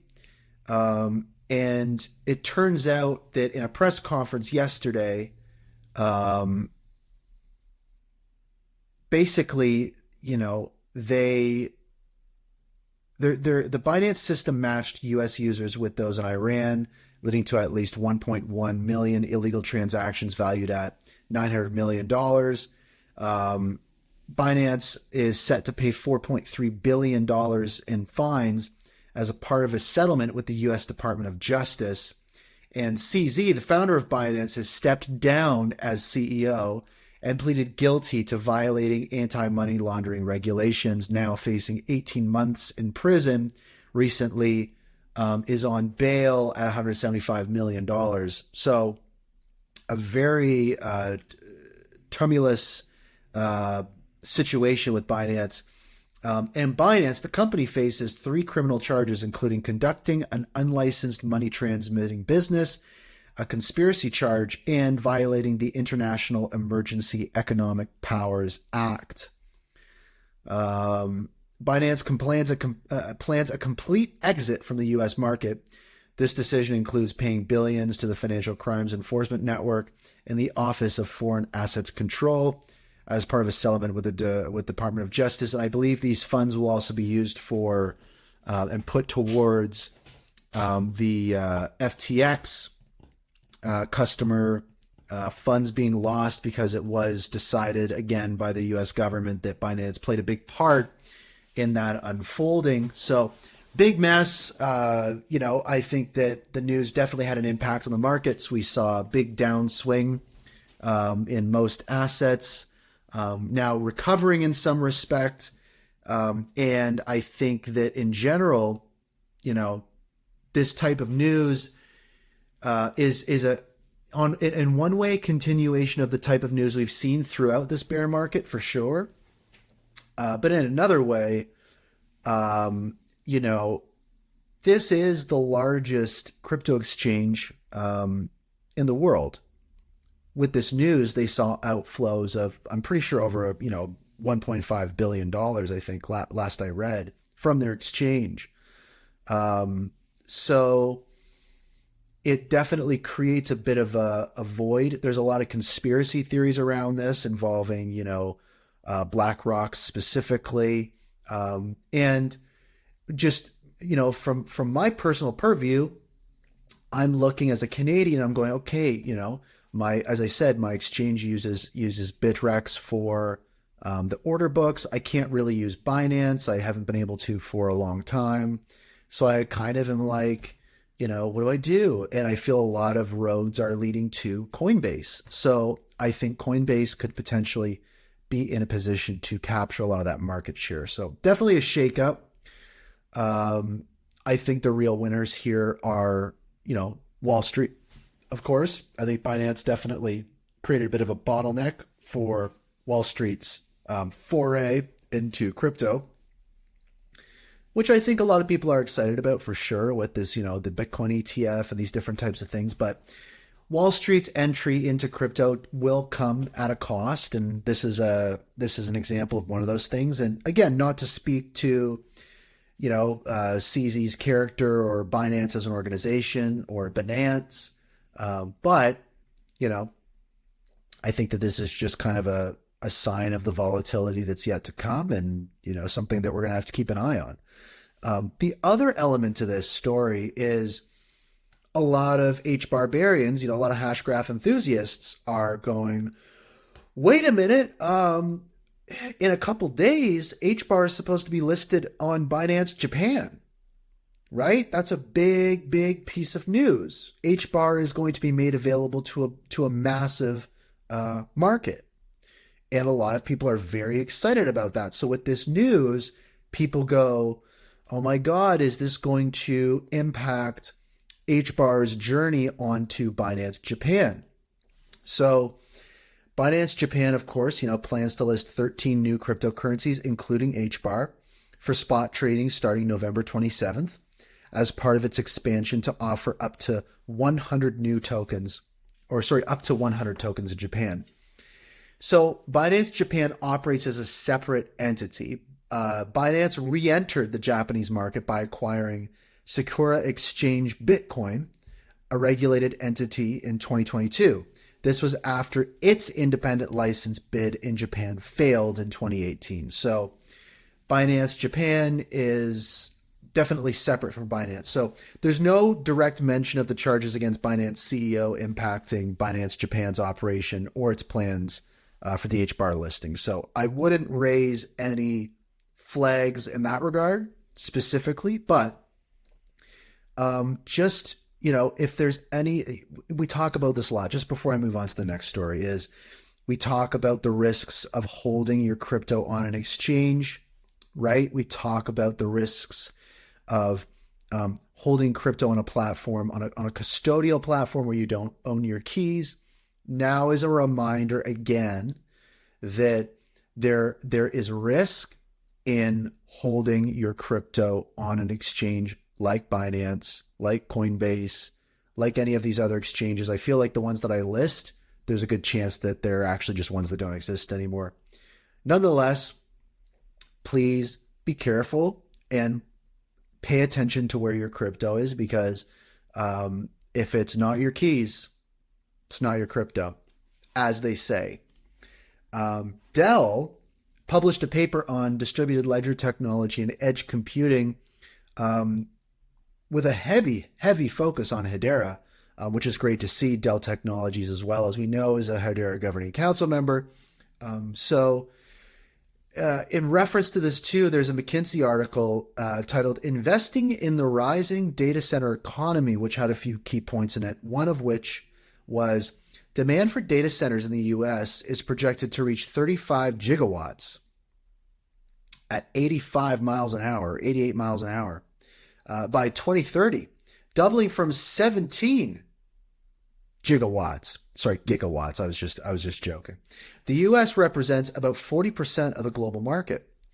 Due to high energy consumption, there's a strong push for sustainable carbon-free energy supplies and data centers. This push presents investment opportunities in renewable energy solutions. So again, you start to think about, things happening on Hedera a little bit. The need for real-time insights and data privacy considerations are driving the growth of edge computing, creating investment opportunities in smaller urban data centers. As demand rises, opportunities go beyond just operating data centers and co-location companies. They extend to areas like green power generation, cooling solutions, and modular solutions for edge data centers. So that's kind of when we talk about opportunities and kind of energy and the growth of data centers. But when we look at this PDF from Dell and kind of, how it leans heavily on Hedera, I just wanted to break down a couple key points from this PDF.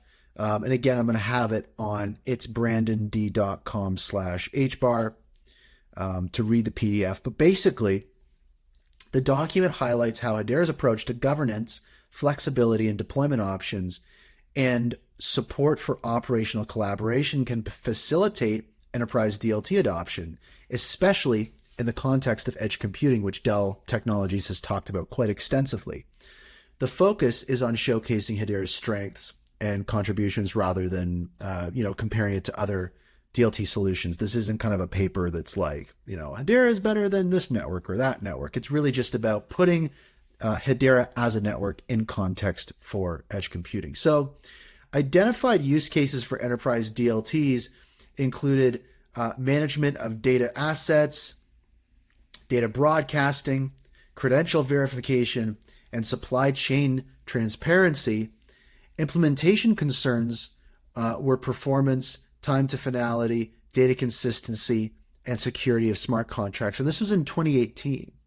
So really it was the industry back in 2018 really identifying what those key areas of utilization would be, right, which are very closely aligned with what Hedera talks about.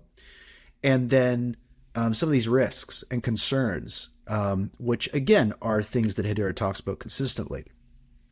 So post 2018, this is kind of a slow adoption phase. So despite optimism, and again, this is kind of from the Dell paper, enterprise adoption of DLT was, lagging due to, perceived low business value and implementation changes.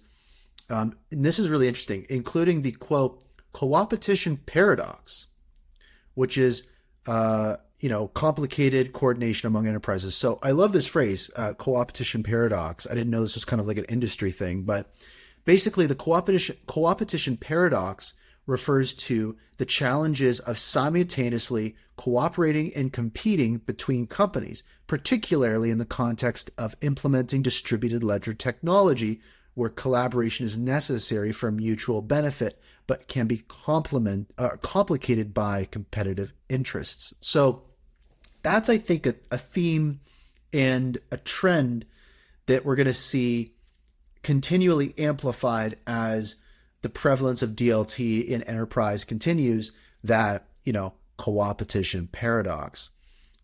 So now they talk about, recent positive developments in edge computing and improved DLT governance across companies are making DLTs more feasible and attractive for enterprises. And I think this is a trend that's talked about quite frequently in the Hedera circle, but one that's interesting to see kind of detailed and outlined in this paper. They also, talk about, reasons and market growth, saying, like DLT, the DLT market is projected to grow significantly, driven by the adoption of cloud and Internet of Things, and the need for security and privacy and digital technology. So this is where a little bit of clarity was starting to emerge, and really trying to understand, what actual distributed ledger technologies are going to work for these particular use cases, and address some of these risks that we talk about. And this is where Hedera, I guess, 2020 starts to enter that conversation a little more acutely. The DLT market is projected to grow significantly, driven by the adoption of cloud and IoT technologies and the need for security and privacy in digital technologies. And they talk about specifically the flexibility of deploying on Hedera. So Hedera supports various deployment options like bare metal, leased hosting, virtual private servers, and cloud deployments to cater to unique company challenges. And as we learned recently, Dell Technologies is responsible for a good portion of node development for Hedera. Their Dell hardware is cited as a bare metal option for Hedera mainnet nodes, which is very interesting.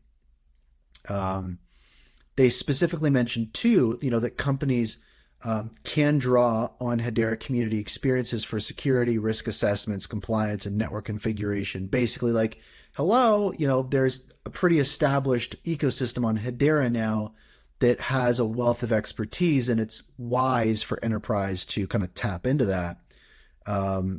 They also break down kind of the stages of deploying Hedera nodes, including installation, burn-in period, and integration into the mainnet.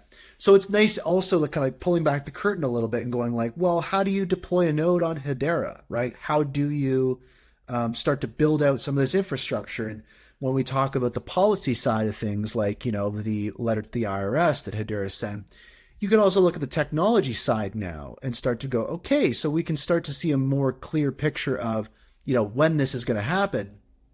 What does that exactly look like, which is very interesting. And they talk about some of those node responsibilities, which is interesting. Again, pulling back that curtain a little further.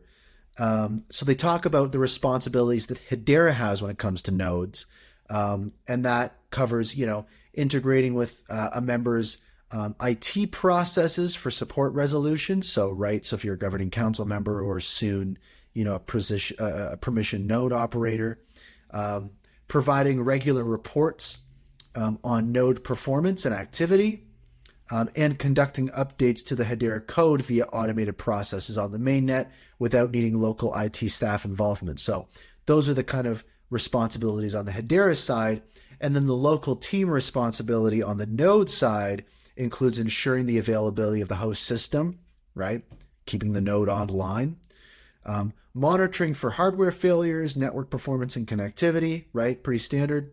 Managing backups and snapshots for disaster recovery scenarios, again, pretty standard. And day-to-day management of the host, including regular operating system patching and integration into their operation centers. So again, there's the responsibilities, methodologies, steps, details for how this network is going to grow and expand is in this PDF, right? Over 30 pages published by Dell. So really, really interesting, especially when you pair it with these kind of new regulatory and government type things. It kind of paints a more complete picture. Now, Reddit user vchain underscore, I believe, yeah, great name, vchain underscore $10 on the Hedera subreddit, oddly enough, shared some interesting points that I'll just read verbatim just to wrap up this story. But they say, quote, Hedera is going to be used to enhance the security and integrity of tens of thousands, then tens of millions, then eventually billions of edge computing devices all around the world in every industry. It's going to be the glue that links the edge and cloud together. So that's interesting and exciting. And also says, continuing, quote, enterprises knew back in 2018 that DLT was groundbreaking, but the technology and society simply weren't ready at the time for adoption. It's the classic technology hype cycle stuff.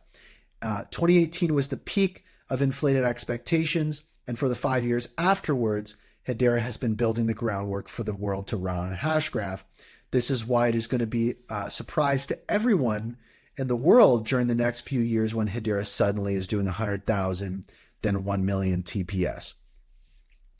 It's like the rest of the market is kind of stuck in 2018 or 2020 and doesn't realize just how much boring but essential work has been going on behind the scenes and how close we actually are to watching it all unfold. So that's the quote from the Reddit user. I think that is a pretty good take. And yeah, really interesting stuff. I'm excited to see what's going on. And I really am happy to see, governing council members like Dell publishing these types of papers, painting that more complete picture, pulling back the curtain a little bit. Our next story, second last story, is about the recent governing council meeting in Singapore. It was a 3-day meeting. It was kind of the next governing council meeting after the one at Google. So obviously, the governing council holds their virtual meetings, but they do these in-person meetings where a lot of exciting things happen, most of which we are not privy to, and we'll find out about when the meeting minutes are published. But on the HBAR Bull Show, Rob Allen did a really, great interview, kind of like divulging as much as he could about the meeting. Most interestingly, as we saw, Rob Allen started in the Hedera community. He was at FPOS, who joined the governing council. So then he was on the governing council. Then he moved on to the HBAR Foundation. Then he moved on to the Hashgraph Association. Then FPOS, in Australia and all these other leading payment, solutions were all kind of amalgamated under one roof, called Australian Payments Plus. And so now Rob Allen is leaving the association after 8 months and is going back and joining Australian Payments Plus and effectively rejoining the governing council. So people were wondering, why is Rob Allen at the governing council meeting in Singapore? Well, he's rejoined the governing council at Australian Payments Plus. So that's really exciting. That's really fascinating. Rob Allen has definitely been one of the most candid and forthcoming members of the governing council. And kind of when you talk about the kind of upper echelon enterprise folks within the ecosystem, Rob Allen is kind of our guy on the inside. It feels like a lot of times. So basically, the HBAR Bull Show has that Shark Bite segment. Rob Allen's going to be continuing on that segment, but as a governing council member, which is pretty cool. He basically said, there was updates from all the different committees. The CorpCom, the Corporate Utilization Committee, has one of the best attendances on the council. He can't say anything about the membership committee, but Rob has a big smile on his face regarding the pipeline. So he says specifically, watch this space. The pipeline's looking great, and new council members are coming from new sectors specifically, which is very interesting. The HBAR Foundation shared some good updates. He said again, just kind of reiterating that, Hedera, the LLC, is doing a lot of work in regards to policy, like we talked about earlier in the show. So they're continuing that. They also, this was interesting to me too, they had external partners and use cases sharing what they were working on, including Hyundai. And Rob Allen kind of expressed surprise in the amount of external partners and use cases that he just wasn't aware of. So that was interesting to know. He specifically said too, one thing, just touching on a little bit of sentiment that I found, interesting, was he said that in general, he's noticed layer one founders in the crypto space, drifting away a little bit from their projects. And he's saying specifically, when you look at Manson Lehman, really remaining completely dedicated to Hedera as an L1 at Swirls Labs, and really remaining humble, right? Like it's been 5 years and we don't have, Lehman and Mance kind of popping off on Twitter constantly and generating controversy and letting things go to their head. and trying to form their own, personal brands and stuff like that. And I get that, there's a need for hype, but when it comes to Manson Lehman, those are two guys that, they're really just dedicated to the network. They're focused on the fundamentals. They're focused on the substance side. I talk about it on the show quite a bit. They, Hedera, Swirlds, the foundation, the association, the governing council, they have the substance side of this stuff covered clearly. So the community, I think, let's just run a little loose with the hype stuff. I think we're okay to do that. Rob Allen also said that enterprise adoption is really organic from the outside. Again, kind of touching on that a lot of these things that are happening from an enterprise standpoint, these guys aren't generally super aware of. It is pretty organic, which is exciting to see. And that's really the takeaway. We're just going to have to stay tuned for the meeting minutes to be published and do a breakdown of that, hopefully in an upcoming episode. Our last story of the day covers the Taekion platform funded by the U.S. government. And this is really exciting. I will say here that on the 1st, December 1st, which is an upcoming Friday, I'm going to have the founder of this platform, Dave, on the show for an interview. That'll be a Friday. I had a chat with him in LA. Very fascinating guy, a true Hashgraph enthusiast, an OG, and working on a use case funded by the U.S. government that will be doing some very, very interesting things.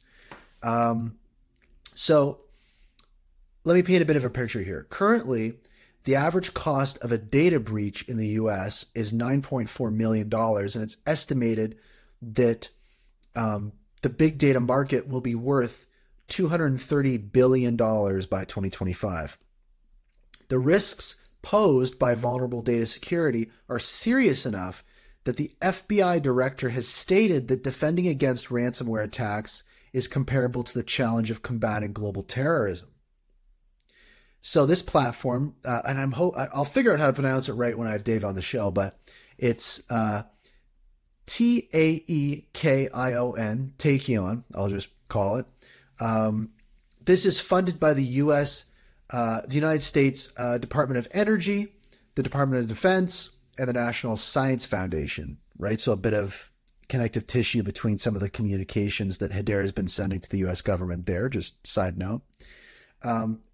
So Taekion's TFS Lite platform allows storing entire files in computer file systems on the blockchain, aka Hashgraph, ensuring encryption, immutability, and tamper-proof security throughout the data lifecycle. Data breaches are costly and pose serious security risks. Traditional storage solutions like, cloud storage or blockchain are not fully secure or immutable. So Taekion aims to address these vulnerabilities. So their TFS Lite platform offers easy to drag and drop file uploads, one-click downloads, and permanent URLs for stored files. It's designed for rapid storage of any file size right on the blockchain or Hashgraph. Taekion's network, created for protecting critical data, has been peer-reviewed and tested in high-stakes environments, including with the U.S. Air Force. Another little sidebar there, Manson Lehman both come from the United States Air Force, so very interesting there. The system employs a hybrid public permission structure, which we talk about that concept on the show before, for secure and private file storage with ongoing enhancements for scalability and data replication. TFS Lite includes fast data engines, integrated consensus mechanisms, full distributed blockchain storage, and content-based addressing to enhance file security and integrity. Taekion offers personalized file access, supports files of any size, provides robust control over file privileges, and allows users to update, append, and delete files on the blockchain. So this is really interesting stuff. And just kind of as I described, you can already start to think of potential use cases for this. And because of the way the system works and kind of the decentralized nature of it and the fact that it's not centrally hosted, you can look at, how a lot of these security risks can be mitigated And because it's leveraging Hedera with kind of that speed, the inherent security of Hedera, just in regards to the fact that it's fairly ordered, it's ABFT, there's no wonder why the U.S. government is funding a project like this and will be using a project like this, and that it's being stress tested by organizations like the U.S. Air Force. So very interesting stuff. And what I wanted to do on this story is just kind of bring a bit of context into it, how it works, and a little bit of maybe like a user story that's maybe not something crazy in enterprise, but something that anyone could relate to kind of get an idea of how this platform could work. So imagine you have a valuable family photo that you want to keep safe and unaltered for years. You decide to store it in a special digital vault called TFS Lite, right, from Taekion. And here's how it works in simple terms. You drag and drop your photo into the TFS Lite system, just like you might upload a photo to social media. Once uploaded, TFS Lite turns your photo into a series of secure digital blocks. Each block is unique and protected in a way that it can't be changed or tampered with. These secure blocks are then stored across multiple separate digital locations. This means that even if one location has issues, your photo remains safe and intact in other places. Whenever you want to see your photo, TFS Lite brings all these blocks back together and shows you the picture just as you uploaded it. Because of the unique way that it's stored, you can be sure the photo hasn't been altered in any way. If you want to share your photo, TFS Lite gives you a special link. Anyone with this link can view the photo, but they can't change it. So as you can kind of see, when it comes to all the different types of data that needs to be stored, secured, and just leverage that data provenance aspect that a DLT like Hedera can bring, you can already see kind of the value prop of this use case. So a very fascinating one, a very substantive one. And like I said, I'll be interviewing the leader of this initiative, Dave, on December 1st, Friday. That's the kind of tentative date that I have for that interview. So I'm looking forward to that. It should be a very interesting conversation. And with that, the week continues. Before I share my quick thoughts for the week, a huge shout out to everyone listening live on X Spaces right now. Another shout out to everyone listening to the recording on Apple Podcasts, Spotify, and YouTube. And an extra shout out to all the supporters of the show. The contributions mean so much. Thanks again to John Wingate of BankSocial for hopping on earlier in the show to share an exclusive first look at what they're working on. I should say an exclusive first listen. Really fascinating stuff on there. We talked about a lot on this show this week, which was great. And I think that, the title of this show, Resistance is Futile, obviously a reference to the Borg in Star Trek. I think that, like I was talking about throughout the show, when we look at, what Mance said, that, the catalyst for a bull market would potentially be Wall Street. Everyone's excited about this Bitcoin ETF. Everyone in the crypto community is very interested in Wall Street entering the space. It's clear that distributed ledger technology, it's not a matter of if, but when it's adopted by enterprise, governments, institutions, and that comes at a cost in some respects. And I think we see that, especially this week with, certain exchanges going under, whether you look at it as, they committed crimes or this and that. It's definitely, when I say resistance is futile, I mean it on both fronts, just in regards to the adoption and progress of DLT, but also in the power and determination of governments in their own agendas. You could say, an unstoppable force meeting an immovable object. You could use all sorts of different analogies, but I think that what we're witnessing right now is a pressure building, and ultimately, I think a pressure that will the release will be the form of a bull market. When that happens, we don't know. But what we do know is that pressure is building at a rate that appears to be a little quicker than we anticipated. And when we look at it from a Hedera Hashgraph HBAR purview, you really start to want to paint yourself a bigger picture about what exactly is happening in this ecosystem, right? As we know, Hashgraph is different from blockchain. Hedera is a very different entity, a very unique entity in the crypto industry that is taking a very counterintuitive approach in comparison to other crypto startups and other L1s. And so just to say again, last week we did episode 100 of the show.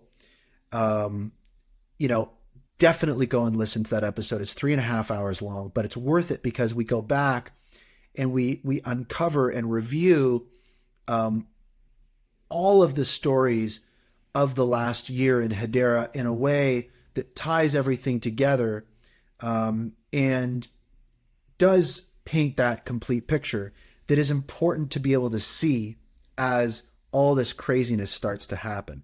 Because we forget a lot of the things that have happened. All the different updates, all the different scars that this network and this ecosystem has taken on, all this scar tissue that's been built up, this hardening that's happened. It can start to, allow you to start to look forward and make certain predictions and assumptions that might be a little more accurate than you would be able to normally. So, and also we had like 14 guests on the show. We did a giveaway. It was very fun. Go listen to it. It was a ton of fun. Episode 100 last week. And with that is a wrap for the Hashgraph Enthusiasts News episode 101. Resistance is futile. Broadcast live on Spaces every Wednesday at 12 p.m. Eastern, 9 a.m. Pacific, and made available on all major podcast platforms, including YouTube, the following Thursday, so tomorrow. And yes, stay tuned for some interviews. I'm going to be doing some interview episodes, which will be great. If you'd like to become a supporter of the show, you can send an HBAR contribution to enthusiast.hbar using your Hedera wallet. The show's full Hedera address is in the podcast show notes, YouTube description, and in the pinned post at the top of the Spaces. Get all the info you need about the show at itsbrandond.com/hbar. And I'll see you next Wednesday for the news. And as usual, for everyone listening live right now, if you see someone you don't know, hit their profile picture, give them a follow, shoot them a DM, ask them what's going on. I guarantee you that you've got something in common. And if you see someone that you do know, and maybe you haven't talked to them in a little while, and you see them listening, take a moment right now, hit their profile picture, and shoot them a DM. Same thing. What's new? What's going on? I guarantee they got something new going on. And with that, hello, future. Goodbye, past.